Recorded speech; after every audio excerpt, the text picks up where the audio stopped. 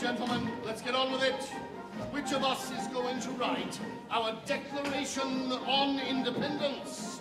Myself, I did a little bit, not too much. I tried to, I mean, it is a historical piece, so you want to try and find some way into it. Obviously, we're trying to create real people. And that's kind of the most important thing to remember, is just creating a real person. And sometimes that involves incorporating things from the person's actual history, and sometimes it doesn't. Sort of fudging it, or just whatever it takes to make the person real. But I did certainly look at who John Hancock was and where he came from and what his background is, what his given circumstances are as a person. And I would say that influenced maybe about 50% of what I do on the stage. Why don't you join us in our minuet? Why do you persist in dancing with John Adams? Good Lord, sir, you don't even like him. That is true. He annoys me quite a lot. But still I'd rather trot to Mr. Adams' new cafat. But why? For personal glory? For a place in history? I do my best to portray what the playwright has asked me to portray. I don't feel that pressure necessarily, but you know, there is a sense that this was a real person. So, you know, I do want to get it right. Be careful, sir. History will brand him and his followers as traitors. Traitors to what, Mr. Dickinson?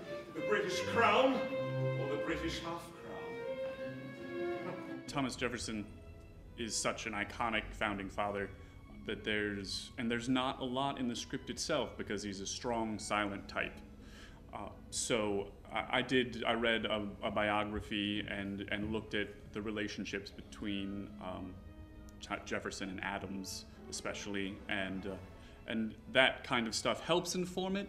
But again, as James said, ultimately you have to take what's in the scripts and create your own version of these historical, iconic people. Mr. Adams, leave me alone!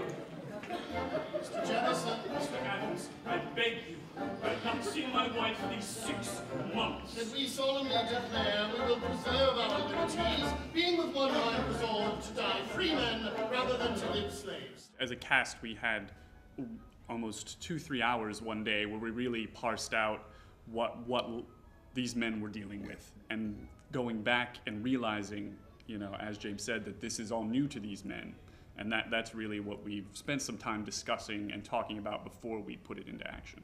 Whatever happens in those 3 hours during the piece is the world that we create.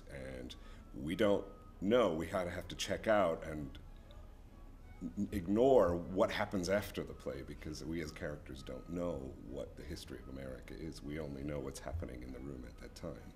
Mr. Adams, Daniel, Mr. Adams, you're obnoxious and disliked, that cannot be denied.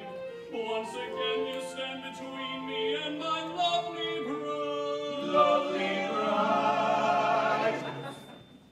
Oh, Mr. Adams, you are driving me to homicide. And they didn't know who they were. I mean, they don't know what we know about them. They were just a bunch of men doing something important. You know, John Hancock didn't realize that he would be known for his signature for the rest of eternity. I mean, that's not why he wrote a big signature. I mean, that has nothing to do with it. But it's fun. You know? Don't get me wrong, it is fun. It's a joy. Now, playing Abraham Lincoln in this space would be something a little different, but playing these guys is a blast. Yeah. The choice is yours, Mr. Jefferson. Do as you like with it. We may see